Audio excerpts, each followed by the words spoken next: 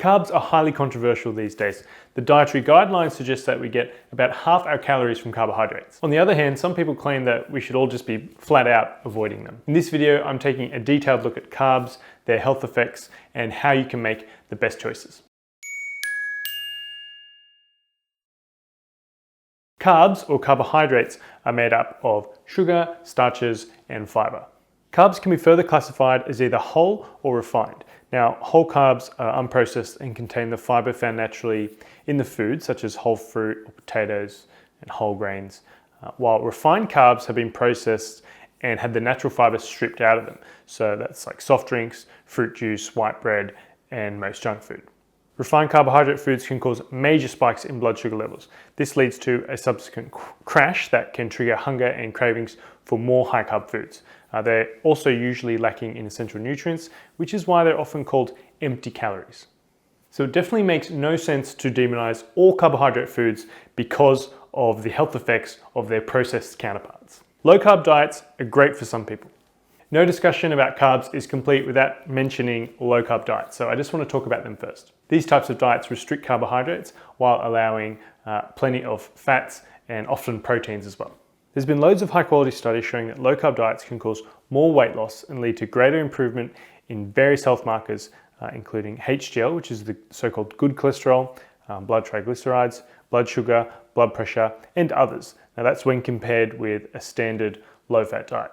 For people who are obese or those with metabolic syndrome and or type 2 diabetes, a low carb diet can have life-saving benefits. That said, just because low carb diets can be useful for weight loss and for those with metabolic issues, it certainly doesn't mean that low carb diets are the best choice for everyone. In the end, an effective diet is something that you can stick to. Carbs are not the only cause of obesity. Restricting carbs can often and at least partly reverse obesity. However, this does not mean that carbs were what caused obesity in the first place. This is actually a myth and there is a ton of evidence against it. While it's true that added sugars and refined carbs are linked to increased obesity, the same is not true of fiber-rich whole food sources of carbohydrates. Humans have been eating carbs for thousands of years in some form or another. The obesity epidemic started around 1980. And the type 2 diabetes epidemic followed soon after. So blaming new health problems on something that we've been eating for a very long time simply doesn't make sense.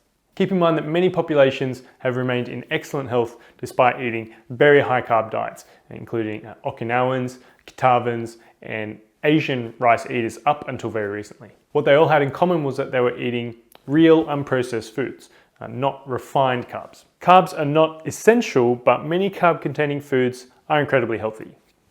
Many low carbers claim that carbs are not an essential nutrient. This is technically true. The body can function without a single gram of carbohydrate in the diet. When we don't eat carbs, part of the brain can use ketones for energy made out of fats. The body can also produce enough glucose for the brain from protein that we eat via a process called gluconeogenesis.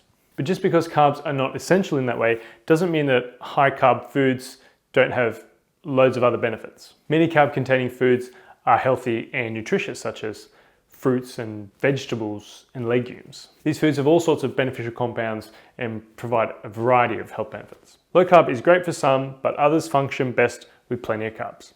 There's no one-size-fits-all solution in nutrition, and carbs are no exception to that rule. If you have a lot of weight to lose or have health problems like metabolic syndrome and or type 2 diabetes, then you're probably carbohydrate sensitive. In this case, reducing carbs can have clear life-saving benefits. On the other hand, if you're just a healthy person trying to stay healthy, then there's probably no reason for you to avoid carbs. Just stick to whole, single ingredient foods as much as possible. And if you are naturally lean or very physically active, then you'll probably function even better with more carbs in your diet. Different strokes for different folks. Thanks for watching. Make sure to give this video a thumbs up if you found it informative. Don't forget to subscribe to the Authority Nutrition YouTube channel by clicking the red subscribe button below this video.